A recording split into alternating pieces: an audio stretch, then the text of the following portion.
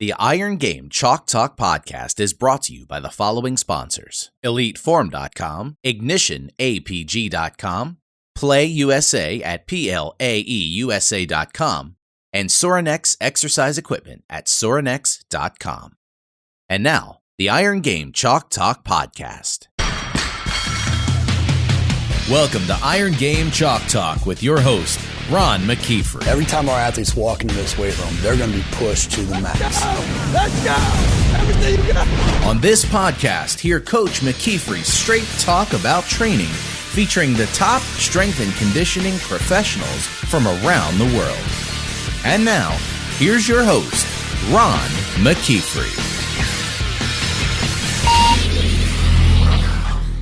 Hey guys, welcome back to Iron Game Chalk Talk. I'm your host, Ron McKeefery, and this is episode number 159. Super excited to bring a friend of mine with us today, John Cohn. John is a consultant for the USA Soccer Federation. He's one of the first sports scientists in MLS, and is the owner of Fit for 90 now. And we go way back to the Kansas City days. He was with the Kansas City MLS team, and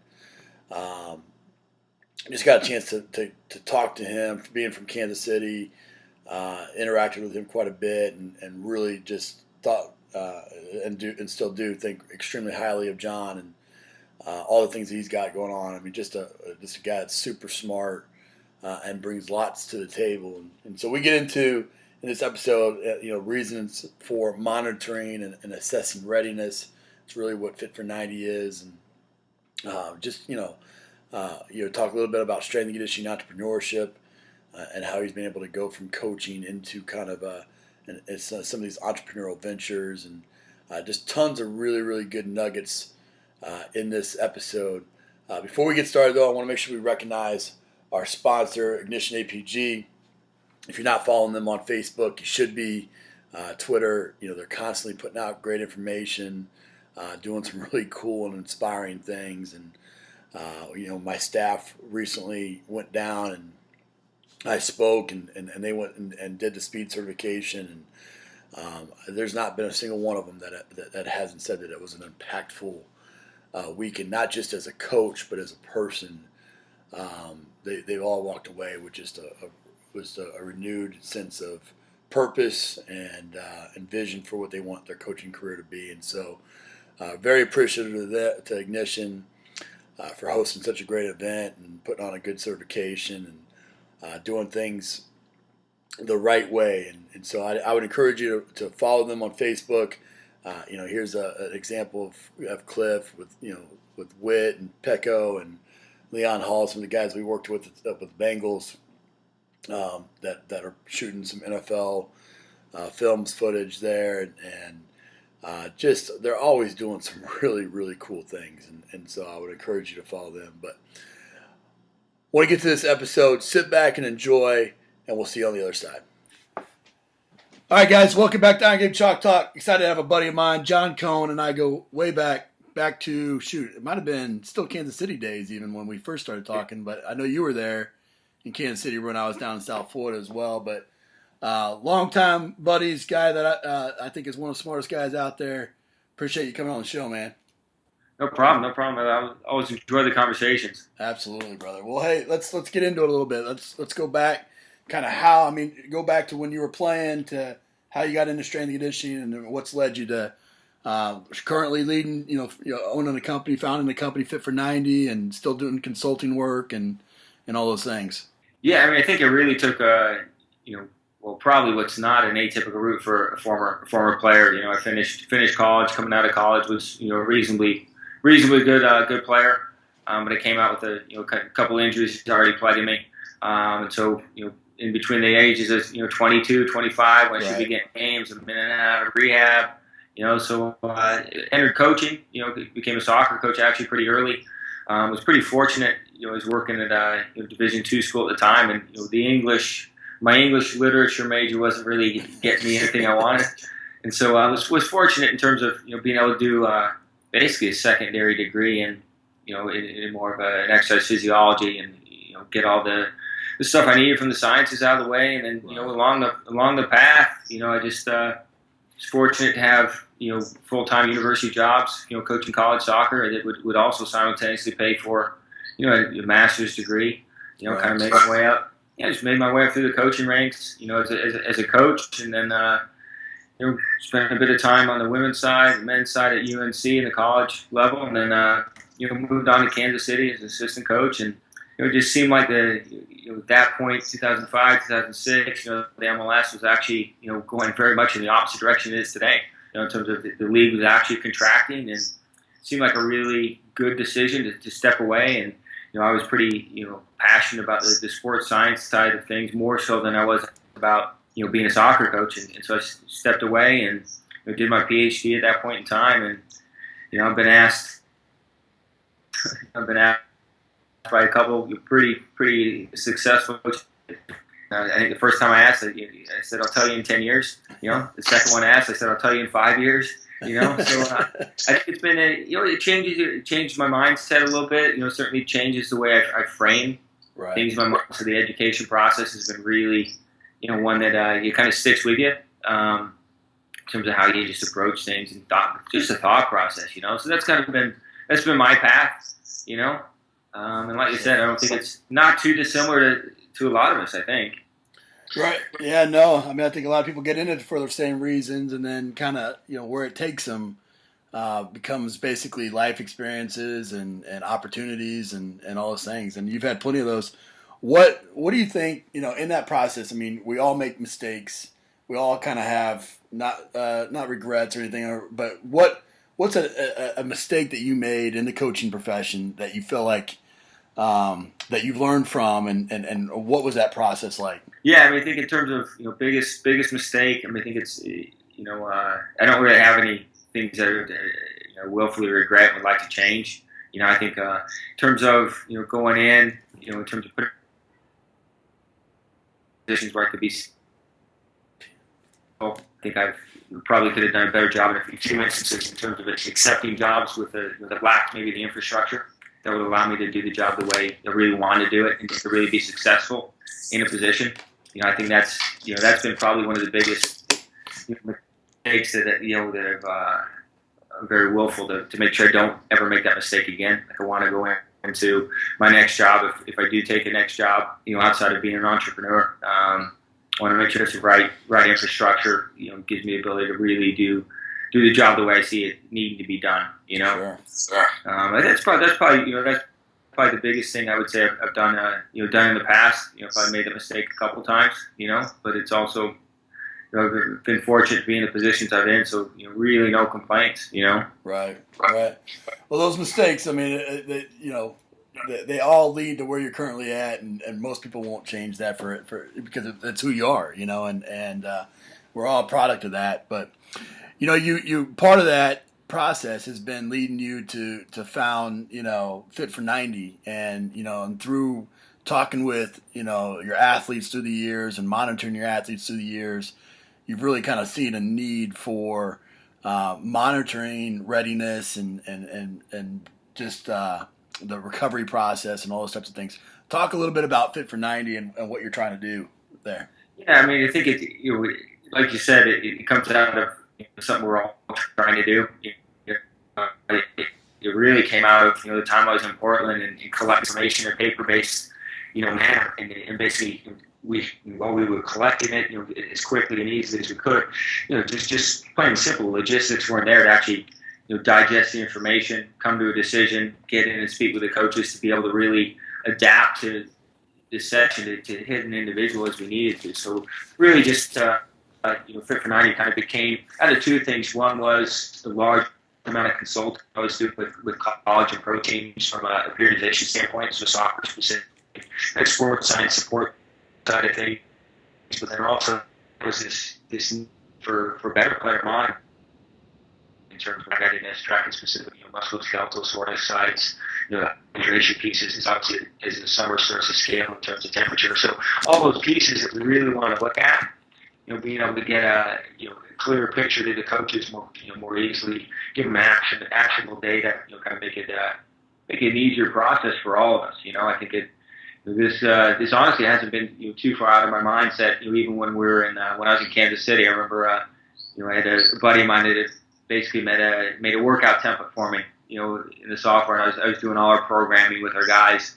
At that point in time, it was 05, 06, through the software, through an online software, and looking back, I mean, I should have probably jumped in on that and started to develop that out, because it would have been well ahead of the curve, in that regard. But yeah, it's just, I mean, I think it's, for me, it was something that we needed within the consulting I was doing first, actually, and then it just kind of developed into its own product through, us, essentially our first big client was the women's national team. That's really who we developed it out for, was for them and the 10 to 12 months build up for the World Cup, last summer. So that was really, a good kickstart to a business, with a large number of MLS teams on board. We provided to the full NWSL, which is the Women's Pro League. I think we're closing in on 200 teams, and we have everything from college soccer to football. So kind of now it's going. The hope is to go beyond just what's my primary environment, I would say, in terms of soccer, and trying to build it out to to other sports. Sure. What, so when you're going through that process, and we all have some version of that, right? How many hours of sleep? How do you feel today? Any injuries? Any muscle soreness? What have been the variables that you're looking at that are basically the most bang for your buck when dealing with your coaches? Yeah, and I think it's an interesting one, because I think everything has, the things we ask, we're trying not to ask anything that's not of value. Right. Because we worked with tons of athletes, tons of locker rooms. I mean, the fact is, like, there's a threshold. At some point, you take too much of the player's time. Yep. It will come off. So trying to ask the kind of the bare bones what we really need. So in terms of the way we do it is Readiness gives us an overall calculation. I would say it's relative to the overall capacity of the player, fatigue, mood, stress, specific site soreness, sleep quality, and sleep quantity. And the idea is that we're obviously looking at those individual domains, but giving an overall score. One of the things that's interesting, recently we got a decent amount of data from one of our college teams that we also consult for. So we compared the readiness score on the match days relative to their performance. So first half, second half, and so forth. And we found a reasonably strong correlation between the readiness score on the day and second half performance. So it's on the order of 0.69. It's pretty reasonable for for a potential predictor of performance. So pretty excited about kind of that being our initial validation step in terms of readiness. Obviously, the next layer, the muscle site soreness, where that obviously has more of has an acute aspect to it, but it also has an overuse aspect to it. So as we deal with the athletes, getting the clear picture of what's the response to say a lifting session or a speed session on the field, but and also it goes into that kind of tracking over overuse patterns where we can hopefully get ahead of that curve. I always use the example of the guys that come in. This has happened a number of times. Guy comes in, he starts, tendonitis is killing me. I didn't even know he had tendonitis. Right. And now all of a sudden, we maybe have to make a long-term accommodation for the guy. But maybe if we knew that he had other residual soreness problems that maybe we could have addressed earlier, now we're circumventing this whole process of having to diminish the player's potential playing time, but for sure. Their training load, Sure. So, yeah, that's the big thing is trying to get actionable data so we can be more proactive in our approaches as coaches. I think that would be, my biggest, goal for the system and goal in terms of coaches we deal with is like giving them actionable information so they can make better decisions and really dive into each individual athlete pretty quickly and easily to make sure that they're getting the programming right, So I think that's the biggest thing for me. That would be my objective. I think there's probably two big challenges that kind of come with that. One being just overall athlete compliance. Like you said, I mean, an extra minute before they walk into the weight room may be too much for them, right? Yeah.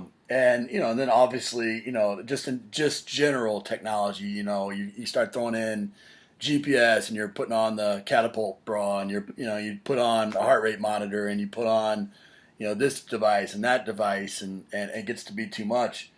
So I think athlete compliance is a potential issue. And I think also then just the education process. I mean, obviously you're going to be able to educate through data more, not subjectively, but more quantifiably. But yeah, non-compliance outside of the weight room, outside of the venue, doesn't necessarily always mean that you're going to change what you have to get done inside the venue. Absolutely. So talk about those two challenges. Yeah, for sure. I mean, I think the first one's just getting him to fill it out and getting him to fill it out accurately is our primary challenge. Obviously, there's a lot of layers that we've tried to put in place. iPads, tablet-based systems, so they can fill it out in the weight room when they come in if they haven't done it in the morning. Text alerts, so they get a text reminder that sends them basically straight into the system. So there's really no excuse as to why they wouldn't input the information.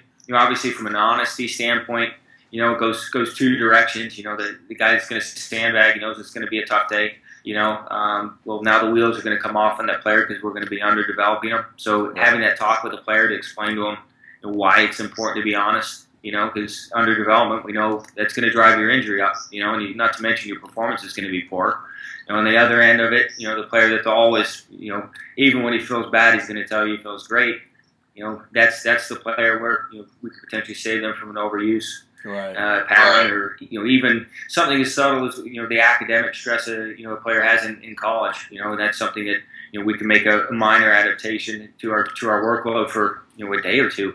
And they bounce back and they're back where we want them to be. But we can only do that if we're aware, and obviously that requires honesty on their part. So for me, I think the biggest part is as I talk to coaches about it is trying to guide them in terms of, look, it's a conversation piece, and it's up to you to manage the information and engage the players in the conversation, because ultimately this information I think that we collect is more actionable than a lot of information because it's so simple. Right.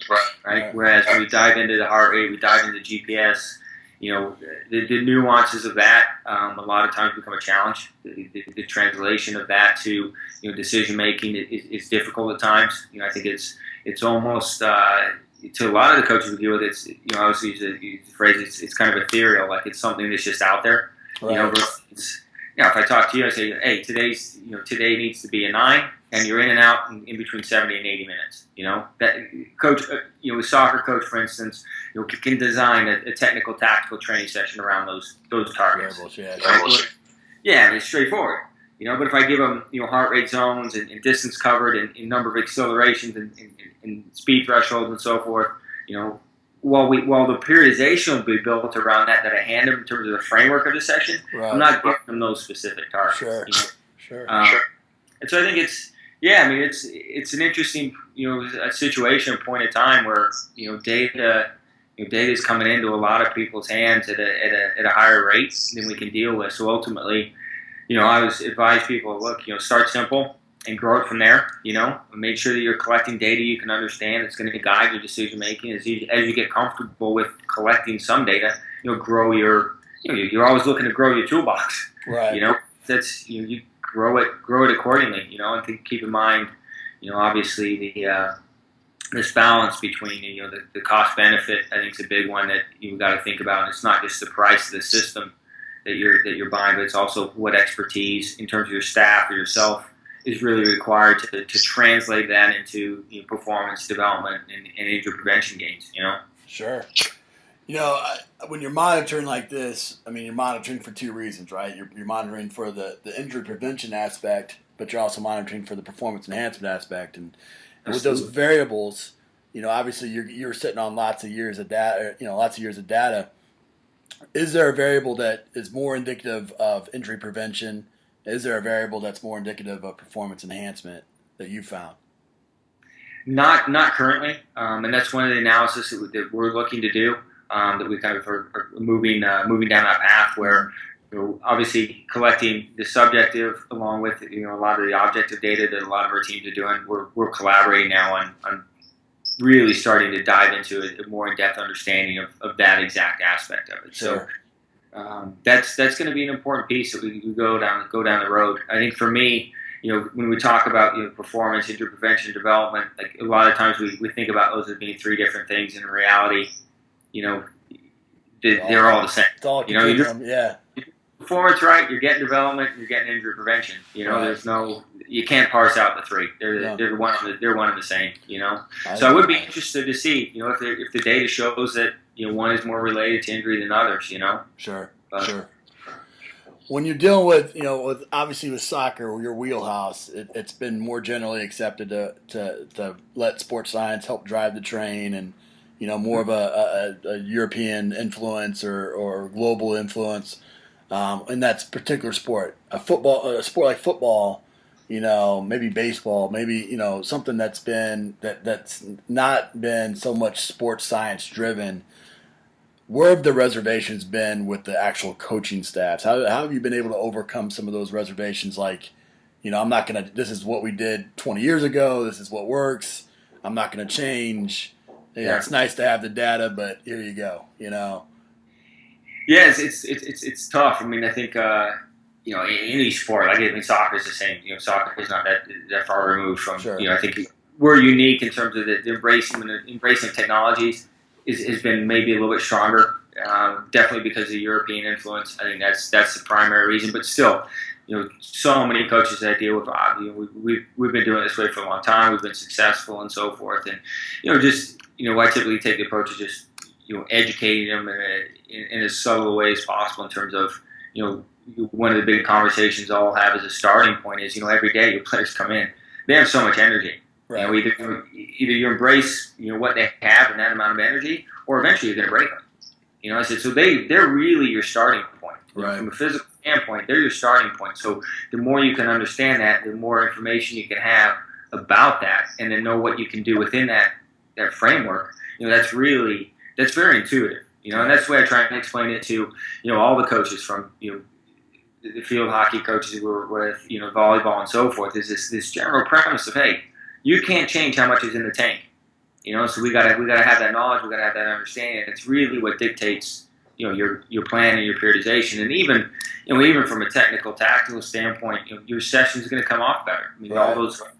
all those activities require physical effort, And so that balance is huge for the coach. So that's how I typically like to frame the conversation with coaches, because I think that makes the most sense. I think one of the challenges, one of the things I hear from a lot of other strength coaches, other sports scientists is once I get the data, then I can show the coach. Right. And that's the one where I'm like, whew, that's a tough one. Yeah, I agree. A lot of times I hear people say that, and I'm like, oh man, that's the one where I'm like, I don't want that job. Right. I don't want to be in that position, because that's a tough one. That's a tough one. You're trying to change some of these belief systems. And that's it's really tough to do. It is really tough. Sure. With forming this company and things along those lines, I mean, you talk, you go back to your journey and your process of going through as a player and coaching and your degree and all those things. I mean, nowhere in there was there, a class on coding or sales or whatever. You've had to develop some skill sets outside of strength and conditioning. It's something that we talk about on the show quite about building out that entrepreneurial side of yourself so that you have multiple streams of income or multiple skill sets that will end up ultimately making you a better strength coach. Talk a little bit about the process that you've had, and going and developing yourself as an entrepreneur, and some advice you have for coaches that may be listening in that aspect.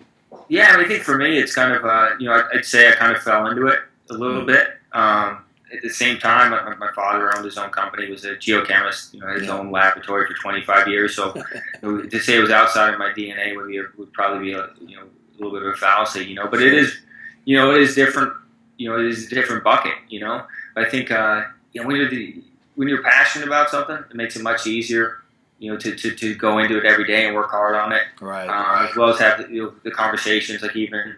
I do a lot of sales calls and stuff like that. And, I'm talking about things that I love talking about. I'll end up talking on the phone with, coaches that I've known for, a long time, to coaches that I just met. And the conversations are really similar, and everybody ends up being pretty passionate about the same thing. So it makes it a pretty easy thing to do in terms of the sales aspect of it, I would say, and that side of things. For sure, one of the challenges for me is figuring out how to build a business, how to build up a suite of products, so to speak. Sure. And I think for me, I look at Fit for 90, and we actually, what I want to do with it, what I think we can do with a technology like this in terms of all the different things we could potentially build out that I want to build up. I have a pie in the sky kind of a concept of where I'd like to go, and looking at it in terms of what I'm really passionate about, and then also having my business partner, my co-founder on on my shoulder, tapping like that market that you want to go into is really small. Yeah, we go into this subset. Yeah. Yeah, no question. So they don't always, when I'm looking at in terms of what would be really fun, for instance, a big challenge, it isn't necessarily the challenge we should be going down. And so that's an important thing for me, is to have that piece in terms of a business guy that's also part of my company. In terms of the technology, we have a full-time software developer that manages a lot of the, obviously the coding and whatnot, because that's for sure something that's not in this kid's wheelhouse, I hear you, man.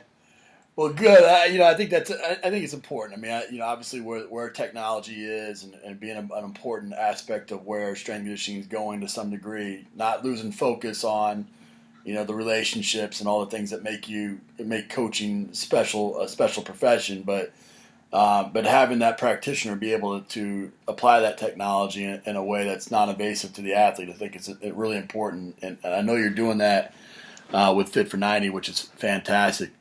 We end the show with some resources, man. Give us the best piece of coaching advice you ever received. Oh man, that's a tough one. I mean, I think.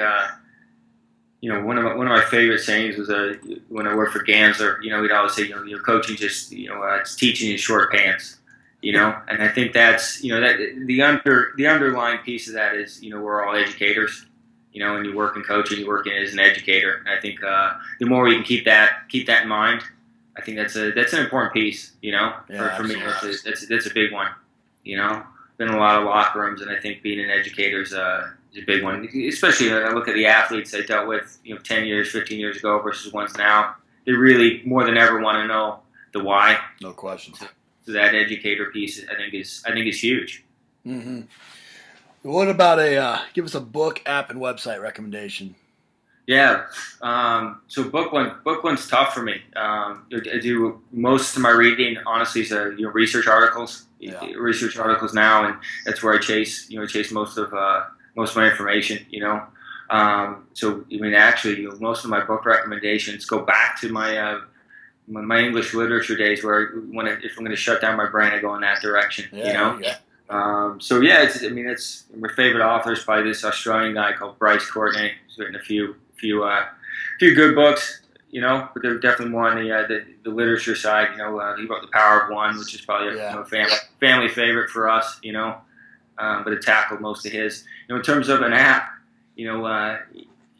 like anybody, as you start to get old, you're left with a bicycle and being able to lift weights, and that's about it. So I can't run anymore or anything. So when the weather's bad here, I always use this app, which ends up being like the bane of my suffering in the winter. On the stationary bike, on the trainer, but it's called Seconds Pro or something like that. You can just set up any ridiculous kind of interval workout you want to do. But yeah, it's for me, I'm one of those, I can still get to the point where say I'm going to do something, I'm going to do it. So once I start that damn thing, you never. You gotta finish it. Yeah, that's probably the one I use the most. So from an app standpoint, what was the third? Website. Yeah, website. I think go-to websites for me. I'm trying to think of anything. It's a typical visit. I'm kind of all over the map. I think the thing that was probably trying to think of the ones when I plug in something that pops up right away, and probably PubMed is the first one. Yeah. That's awesome, man.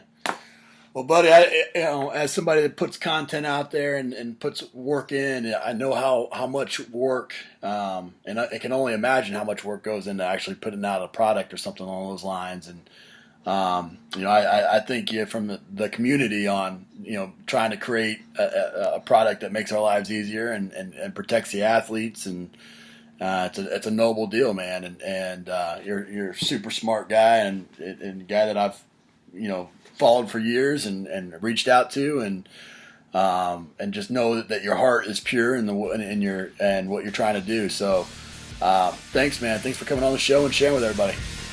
Thanks a lot, Ron. I appreciate it. It's a great conversation. I really appreciate what you said.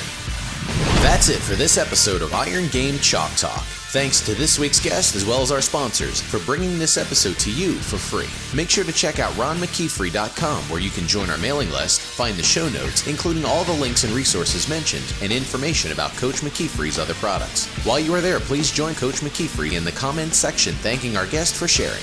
If you haven't subscribed to Iron Game Chalk Talk on YouTube or iTunes yet, make sure to do so. Comments, ratings, and reviews are always welcome. Coach McKeefery can be found on Twitter at @RMcKeefery, on Facebook and YouTube at /Ron.McKeefery. That's it for this week. Be sure to check back next week for another great episode of Iron Game Chalk Talk.